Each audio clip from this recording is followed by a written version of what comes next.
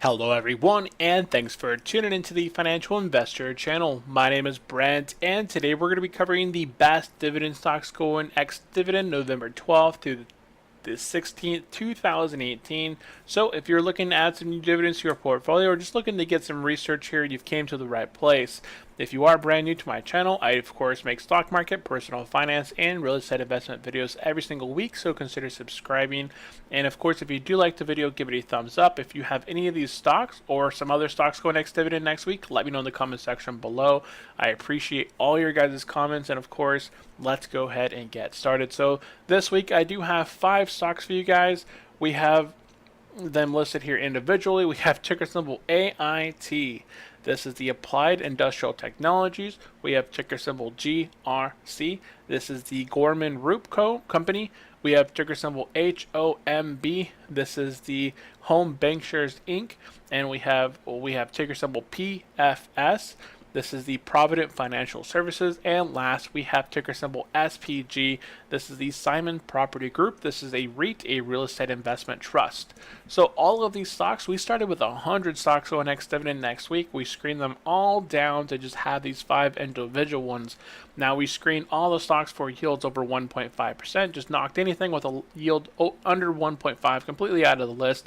Then we looked at their 10-year and 5-year charts, made sure that all of these were growing their revenue, their net income, free cash flow positive over the last 10 years and the last 5 years, cutting out any stocks that didn't meet that criteria.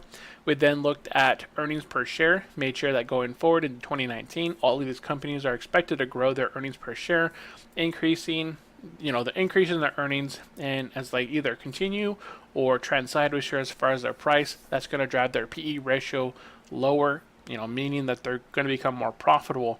Now, all of these stocks, the last factor was that they've grown their dividends for at least the last 5 years, and this came down to 6 stocks. So we did cut one out that didn't make it on here on the list, and I don't know the ticker symbol, but these are the 5 stocks that made it here through the elimination process. Now, in these articles, every week we cover the ex-dividend date, dividend dates that you would receive that money, the price comparison to the yield, PE comparison to the industry and the S&P 500, payout ratio, dividend history, and some other items. So if you're interested in any of that, stay tuned. So if you're brand new, haven't got started in your investment journey, I highly suggest M1 Finance. You don't have to use my referral. You can go to the website directly, but if you were to use my referral, we each get $20. If you were to start an individual account with $100, that's optional. My recommendation, start yourself a self-directed Roth IRA over on M1 Finance. This allows you to get free trades, partial shares. You open up your retirement account, you can fund it up to $5,500 per year, and at the very end, it would be tax sheltered, meaning that you don't owe anybody any sort of taxes on the capital gains, dividends, interest that you've made within this portfolio. So very, very good offer there. Of course, I do have Robinhood there for all those that enjoy that taxable account. I've created 2 calculators now, the simple dividend calculator and the simple retirement calculator. I have videos on each of those. And let's go ahead and dive into the actual article.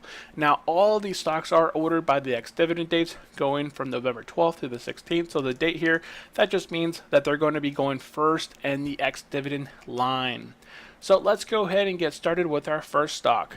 Ticker symbol, or number 1, ticker symbol HOMB. This is the Home Bankshares. It's a bank holding company. The company is engaged in providing a range of commercial and retail banking and related financial services to businesses, real estate developers, investors, and so on. Here, their ex-dividend is on Tuesday, the 13th of November, 2018. You'd have to buy this one on Monday, hold it until Tuesday, the ex-dividend date, where you would then receive that payout on the 5th of December. Here, I like the display of their 10-year chart. Very easy to do the math on the 10-year chart. So you can look at the price, you can look at the revenue, free cash flow, and net income, divide it by 10, and that's going to give you your average increase per year. So for example, price, 209 divided by 10, 20.98% on their price year over year increase over the last 10 years. So does it beat the S&P 500 average of 7%? Yes, it does. So very heavy, in the correct direction. Small community banks have done a lot better than those Goldman Sachs, JP Morgans, Wells Fargo, Citigroup. So if you're looking for financials, I've seen a lot of financials or investors in the dividend groups have focused on these smaller banks, the individual small community banks. instead of these larger ones. So just an interesting note there. Here we have their 1-year chart. So what this is showing here is they currently pay out 12 cents per share each quarter per year. Their current 200-day moving average is $22.98. You can see here during the month of October, they broke below their 200-day moving average, now trading at $19.53. Their current yield would have been 2.21, but because they just recently announced a dividend increase for this current payout, their new dividend yield is 2.46 going forward. Currently, their PE ratio is 14.25, forward PE 11.53, price to sales 5.3, and price to book 1.5. So any financials, you're looking at a price to book around 1.3 and 1.7 is healthy. Here, when charted, just show the current stock does have a current price under the yield, which may indicate it could be undervalued at this time. The stock is trading above the industry average for financials there at 13.8 and below the S&P 500 average of 22.36. It is sitting below payout ratio of 60. It's currently sitting at a 27.1% payout ratio. It's grown their dividend for the past 7 years since 2011. Between 2008 and 2011, they did freeze their dividend, but since they've been raising it at an increase there of average of 57.61. This started off at 1 cent, went to 3 cents, went to 6 cents, went to 8 cents, 10 cents, 12 cents. So they've done it in small amounts over the last 7 years. And that's just because, this is showing such a high number, because if you go from a penny to 12 cents, that's, 1,200% difference there. So huge difference there. So that's why the numbers there are very big. So let's see here. Price to book 1.51, which is below 3.0, or asset-based companies would be considered a deal. Price to sales 5.35, which is above where 3.0, where asset-based or sales and services-based companies would be considered a deal. So we've already covered a lot of this information down here. They've grown their dividend 7 years. They pay out 12 cents per share each quarter, totaling them for 48 cents per share each year. They froze their dividend between 2008 and 2011. And let's go ahead and go on. Number 2, we have ticker symbol GRC, the Gorman Group Company. It designs, manufactures, sells pumps and pump systems. This company actually surprised me. This company deals, with dewatering, petroleum, original equipment, agriculture, fire protection, heating, ventilation, air conditioning for the military and other, companies and such. It's international, but it surprised me here. We'll talk about it in just a second.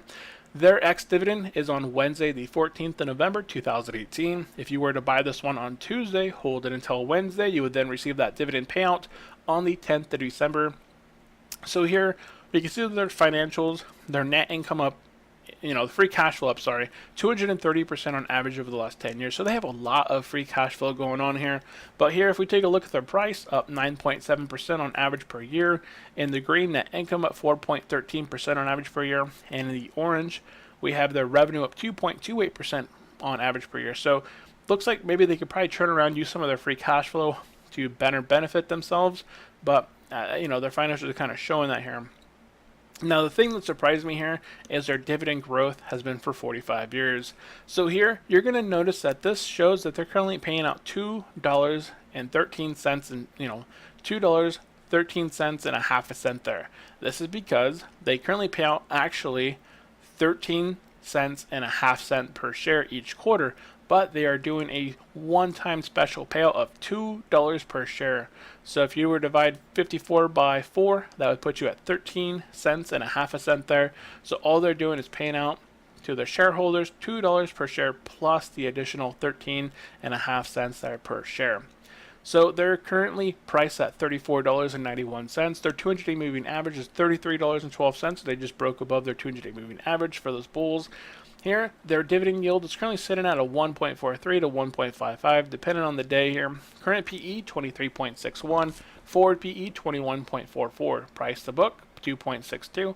Price to sales, 2.24. So when charted, it does show the current price is underneath the yield, which may indicate it could be undervalued at this time. The stock is trading both below the the industrial average.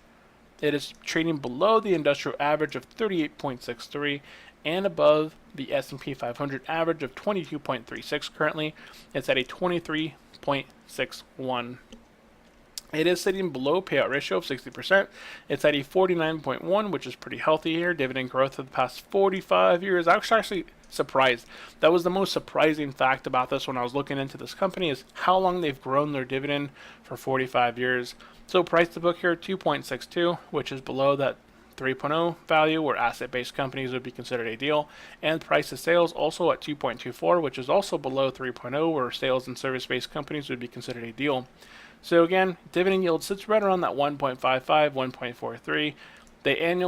They normally pay out 54 cents per share. They just increased their dividend from, I believe, 12 cents to now 13 cents and a half cent there. Plus, they're doing that special payout. That skewed their numbers when I looked at their average dividend. But their average dividend over the last 45 years, over the last 10 and 5 years on average, has been 8.3. They've grown their dividend since 1973. Number 3, we have AIT. This is the Applied Industrial Technologies. It is an industrial distributor in North America, Austria, and New Zealand. It serves maintenance, repair, and operations and original equipment, manufacturing customers in various industries. So they have 2 segments here, service center based distribution and fluid power business. They're also going ex-dividend on Wednesday, the 14th of November. You'd have to buy this one on Tuesday, hold it until Wednesday. You'll then receive that dividend payout on the 30th of November. Now here, company looking a little bit better as far as financials here on the price, up 25.4% on average. In the green, net income up 8% on average per year. In the red, free cash flow up 5.58% on average over the last 10 years. And in the orange, revenue at 5.46% over the last 10 years. Go ahead and zoom that in just a tad bit more. So here we're looking at their 1-year chart. They currently pay out 30 cents per share. You can see that they raised it here going to 2018 from 29 cents per share to now 30 cents per share. It's a big jump there, not so much, but still up. Their 200-day moving average is $72.75. They're currently trading below at $66.98. Their current yield, I have to zoom this out a little bit. Their current yield is correct at 1.78. They haven't had a dividend increase since back in January. So look for a dividend increase here in December in the next upcoming one. In December, they probably announced an increase, and then January they would actually pay it out. So current PE 16.77, forward PE 13.95, price to book 2.97, price to sales 0.8. So the chart, the current stock below, let's go ahead, I'm just going to zoom it out. I just can't. There we go. I have to be able to actually read it all. So let's see here. When charted, just showed the current stock has a price below that yield, which may indicate it could be undervalued at this time, but a lot of companies have been falling as of October. It is trading both below the industry average of 18.1 and below the S&P 500 average of 22.36. It is sitting below 60% payout ratio at 25.8, so very healthy. Has grown their dividend for 8 years since 2008, 2011, somewhere in that range. They did freeze their dividend between 08 and 11, so it's actually probably since 2011 there. Price to book 2.97 and price to sales at 0.8, putting them both below 3.0 for asset and services based companies. So could be within that, let's see here, value play there. Here, they pay out $1.20 per share each year, so 30 puts that 30 by 4, $1.20 there. They've grown their dividend on average 8% over the last 5 and 10 years. Number 4, we have ticker symbol PFS. This is the Provident Financial Services Inc. It is a holding company for the Provident Bank in New Jersey. It deals with personal services, customer convenience, and serving financial needs of individuals, families, and businesses, primarily in marketing areas. I believe it was in New Jersey. That was it. Yeah. So not a whole, not any different than any other financial institution there. Again, their ex-dividend is on Wednesday, the 14th of November. You'd have to buy them on Tuesday, hold them until Wednesday. You'd then get paid out on the 30th of November. Here are their financials. We have price sitting at 6.1% on average per year. Orange, we have their revenue up 7.2% on average per year. Green, we have net income up 14.5% on average per year. And in the red, we have free cash flow up 16.1% on average per year.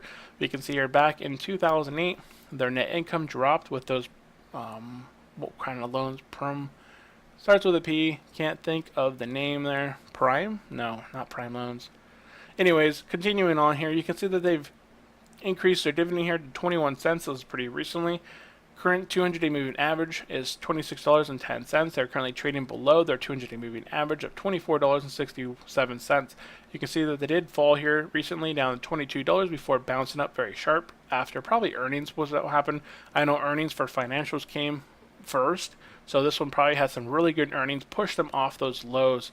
Current yield is at a 3.4 due to the recent increase here, going from roughly 20 cents per share to now 21 cents per share. Current PE 15.7, forward PE 13.79, price to sales 4.5, price to book. Remember, financials we're looking for a 1.3 or below, or to 1.7. That would be healthy. This one's actually at a 1.23, so price in comparison to its book value, it's at 1.23. So when charted, it does show the current stock does have a price below the yield, which may indicate it could be undervalued at this time. The stock is trading below the industry average and below the S&P 500 average of 22.936 and 15.9. So slightly there below the industry for financials, and is sitting well below the S&P 500. It's grown their dividend for the past 7 years. This is off here, 7 years. They've grown their dividend for the past 7 years since 2011. They did freeze their dividend through the downturn. So companies such as JP Morgan and a few others cut their dividend all the way down or discontinued it. This one actually froze their dividend between 2007 and 2011 before increasing it at an average increase here over the last 10 years of 8.5%. So let's see here. Price to book is at a 1.06 and a price to sales is at a 0.45. 4.5, so that's off there. So it is below the asset-based companies. So these financial institutions are asset-based companies. They're not selling sales and service-based items. So here, this 4.56 is above the 3.0, where sales and service-based companies would be considered a deal. So the main thing here is that they currently pay out 21 cents per share. Multiply that by 4, you're going to get your 84 cents per share each year. Payout ratio 51.2. And they actually froze their dividend during the downturn instead of just completely cutting it or, halving it in half. And number 5, we have ticker symbol SPG. This is the Simon Property Group. It is a REIT engaged in the ownership, development and management of retail real estate investment. I don't know why I said investment. Primarily regional malls, premium outlets, and the mills through subsidiaries, partnerships, and its own as interest in about 230 properties in the U.S. and Asia. SPG has a 20.3% interest in Klépierre, an European REIT with over 260 shopping centers in 13 countries. So very, international there in the retail segment. This one is going ex-dividend on Thursday, the 15th of November, 2018. You'd have to buy this one on Wednesday or prior to be eligible for that payout on the 30th of November here. We can see that in the green, net income up 39.5% on average over the last 10 years. In the red, sorry about that, my throat. In the red, we have free cash flow up 26.7 over the last 10 years. Price is up 19.6% over the last 10 years. Here we can see that they have came down pretty hard as of 2016 midway. You can see 2016 midway, it has came down hard. 2018 tax reform, they changed some adjustments there with the REITs giving a 20% deduction, something along those lines. Now, disclaimer, I do own SPG, added to my portfolio back in January 2018, so I have held this one here for quite a while. And let's see here, that is the 10-year chart there. Simon Property Group, they currently pay out $2 per share each quarter. You can see that they've raised their dividend quite a bit here, going from December from $1 and some change to now $1.96 to now $2 per share each quarter. They're currently priced at $183.15, 200-day moving average 166.25. So this one, it did have a bit of a dip here during the month of October, but you can see that it quickly recovered and hit all-time highs before coming down slightly here, currently trading at 183. It did come off those all-time highs here. Dividend yield is currently 4.37 with that new increase there, $2 per share. This current PE, 24.76. Forward PE, 23.69. Price to book, 16.96. Price to sales, 10.10. So this is a REIT. Price to book, price to sales, I don't know what's a good estimate for them as far as REITs. We were discussing REITs in one of the groups, and they said EOM was a really good factor for determining REITs. I'll have to go back through that some more. But anyways, when charted does show the current price is actually above the yield. So I'll have to change this. I got that incorrect. So price is above the yield, by quite a bit. If you were to get this at a low point here, say back in May of 2018, you would have locked in a yield of around 5%. If you had locked in there in May, now it's currently trading near a 4.23, which is at almost near lows there for the year, and even going back even further there. So stock is trading below the industry average for REITs of 28.5, below the S&P, above, I don't know where I went with this one. So it is trading also above the S&P 500 there of 23.36. That's why I like to do these videos, so I actually correct my stuff that I've wrote out. It is trading above the 60% payout ratio, and it's had dividend growth for the past 8 years since 2010. They did cut their dividends slightly going into the recession, and then 2010 they started bumping up their dividend by an increase there of 12.71% on average per year. So again, price to book, price to sales is both above 3.0 for those asset-based companies and sales and service-based companies. So they pay out $8 per share each year, but they are highly priced at nearly $183 there. Payout ratio, this does seem high. It is trading above that 60% payout ratio, but REITs have to pay out 90% of their earnings to their shareholders in order to be taxed at a much lower bracket. You don't want to get taxed in those higher brackets as a REIT. Just you want to be able to write off as much as you can. So by handing it off to their investors, they don't have to. It's a write-off right there. So that is it for today's video. I hope you guys did enjoy the article. If you guys haven't checked it out, check it out on my page. It's for free over there. And of course, if you did like the video, did like the article, share it with your friends who are also dividend investors on Facebook, Twitter, YouTube, and so on. Again, if you're looking to get started, check out M1 Finance. I have a whole playlist on them, and Robinhood and Merrill Edge. So quick disclaimer, I am not a financial advisor, tax professional of any sort. The information provided is my opinion for entertainment and fun. This is just me as a financial investor trying to help others make their money work for them. Now, of course, quick disclaimer, and I already kind of disclaimed that I do own SPG, but it did make it into the list all on its own, so I'm not sort of promoting that at all. Actually, of all of these here, that if you were a DGI investor, I think AIT would actually look very interesting. Not AIT, which one was it? It was the water. Oh, this one, the Gorman Group. Interesting one for DGI investors, 45 years of growing their dividends. It just seems a little awkward that they pay out 54 cents per share each year, but again, they're currently priced in that $30 range. So they're just sort of the AT&T, Cisco. They're just a very steady, low price company with a pretty good yield there, not anything crazy. And then also HOMB look like an interesting financial. If you guys are looking to add a financial into your portfolio, check out HOMB, that home bank shares. Again, they froze their dividend, but they didn't cut it, and then they begin to raise their dividend fairly nicely over the last 7 years. So that is all for today's video covering stocks going ex-dividend November 12th to the 16th, 2018. If you are brand new to my channel, I do make stock market, personal finance, real estate investment videos every single week, so consider subscribing. If you did like the video, hit the thumbs up button below, and I will catch you guys later. Have a great day. Bye-bye.